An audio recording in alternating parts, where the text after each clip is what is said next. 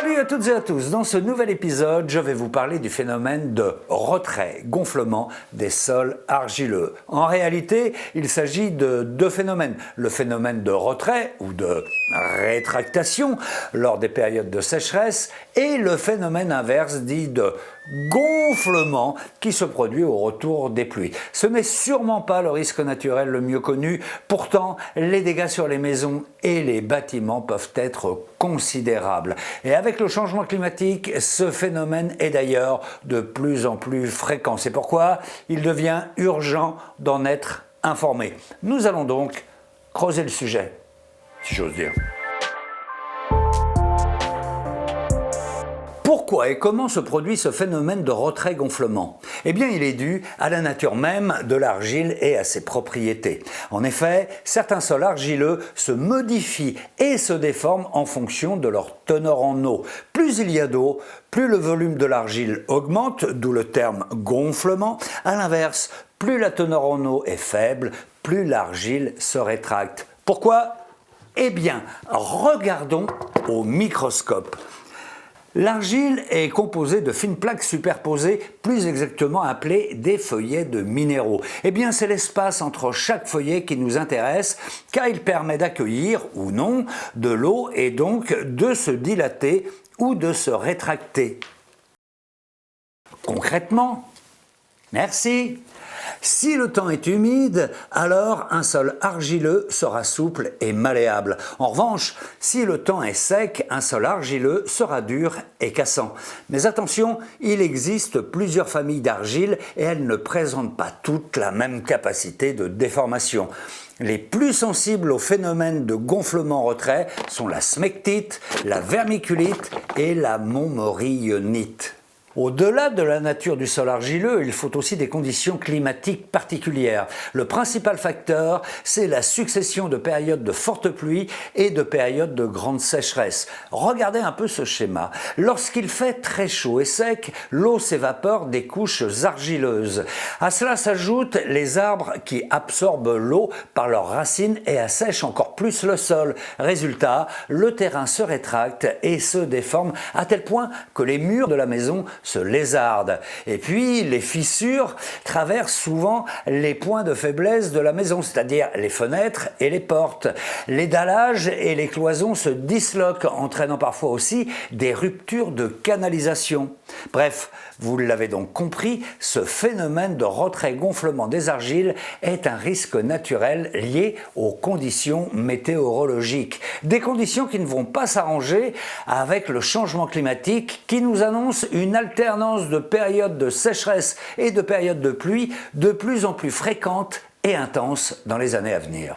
Autrement dit, sur le territoire français, nous serons de plus en plus concernés par ce risque naturel qui engendre déjà chaque année des dégâts considérables, notamment sur les maisons individuelles. Pour savoir qui est plus particulièrement concerné par ce phénomène de retrait-gonflement des argiles, regardons cette carte du BRGM, le Bureau de recherche géologique et minière. Les zones en orange et en rouge nous indiquent que presque la moitié du territoire est moyennement ou fortement exposée à ce risque, ce qui représente environ 10 millions de maisons individuelles. Mais soyons prudents sur les chiffres, car deux bâtiments construits sur le même sol argileux ne subissent pas forcément les mêmes dommages. Cela dépend beaucoup de leur mode de construction.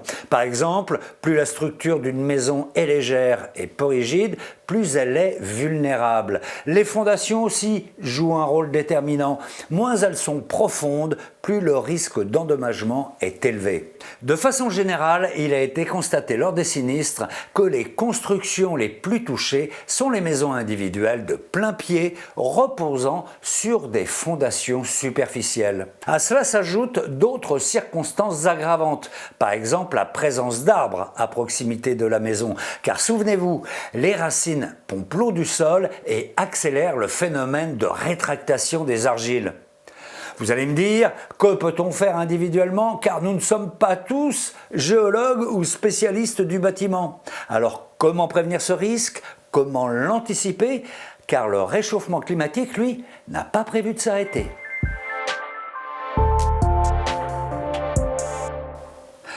Vous êtes sur le point de construire une maison neuve, mais vous ne savez pas si votre terrain est exposé au risque de retrait-gonflement des argiles, ou vous voulez tout simplement savoir si la maison que vous habitez est déjà exposée à ce risque. Eh bien, plusieurs informations sont à votre disposition.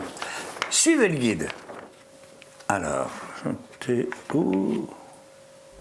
Moi, perso, je vous conseille d'aller sur le site Erial Géorisque. Erial, ça veut dire État des risques réglementés pour l'information des acquéreurs et des locataires. C'est simple, il vous suffit d'indiquer votre adresse et hop, vous savez immédiatement si votre maison est dans une zone à risque ou non.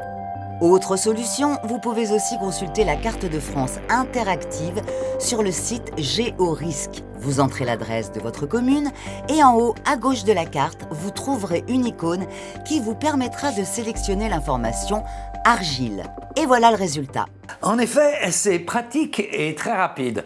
Autre info importante, depuis le 1er octobre 2020, si vous vendez un terrain non bâti et constructible situé en zone argileuse d'exposition moyenne ou forte, vous avez l'obligation d'effectuer une étude géotechnique préalable. Cette étude de sol, valable pendant 30 ans, est à la charge du vendeur. Elle permettra aux acheteurs d'y voir plus clair sur les risques encourus, mais elle permettra surtout d'anticiper et d'adapter la conception et la construction de la future maison. En effet, imaginons maintenant que vous soyez l'acheteur de ce même terrain. Avant de bâtir votre maison, une étude géotechnique de conception sera nécessaire en réponse à l'étude géotechnique préalable dont nous venons de parler. Autrement dit, vous ne pourrez pas construire n'importe comment. Il faudra respecter certaines règles concernant les fondations, le choix des matériaux et l'imperméabilisation du sol. Bref, il sera préférable de faire appel à des professionnels. Une recommandation, allez en mairie demander le PPR, c'est-à-dire le plan de prévention des risques concernant le retrait-gonflement des argiles ou les mouvements de terrain. Ce plan vous renseigne notamment sur les règles de construction obligatoires ou recommandées et il vous donne des conseils pour réduire les risques liés à ce phénomène. Enfin, si vous découvrez en regardant cette vidéo que votre habitation est exposée au risque de retrait-gonflement des argiles, quelques mesures de prévention existent malgré tout. Il suffit d'avoir les bons réflexes et il n'est jamais trop tard pour protéger votre maison. Si vous habitez dans une zone moyennement ou fortement exposée au risque de retrait-gonflement des argiles, pas de panique, il existe des solutions pour adapter et protéger votre maison.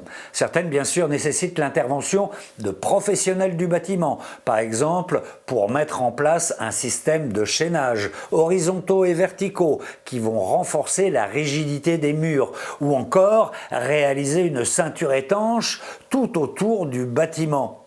Mais il existe aussi quelques adaptations que vous pouvez réaliser vous-même, en commençant par éloigner la végétation, et en particulier les arbres, de votre maison. Dans l'idéal, la distance entre le bâtiment et l'arbre devrait être d'1,5 fois la hauteur de l'arbre. Sinon, eh bien, il est préférable de l'abattre ou du moins de l'élaguer fortement pour qu'il prélève moins d'eau dans le sol. Autre conseil, éliminez la présence dans votre sous-sol d'une source de chaleur importante, comme par exemple une chaudière qui peut assécher le sol sous la maison. Dans ce cas, la solution est de réaliser une isolation thermique. Et pour conclure, sachez que le phénomène de retrait-gonflement des argiles a été intégré au régime des catastrophes naturelles, ce qui signifie que les dommages qui lui sont attribués sont indemnisés par les assureurs. Attention, si la commune a été reconnue en état de catastrophe naturelle sécheresse. La sécheresse qui d'ailleurs est devenue la deuxième cause d'indemnisation après les inondations. Dans tous les cas, si vous voulez retrouver toutes ces informations détaillées, eh bien rendez-vous sur ces différents sites. Quant à moi, je vous dis à très bientôt pour la suite de cette série sur la prévention des risques majeurs. Allez, ciao!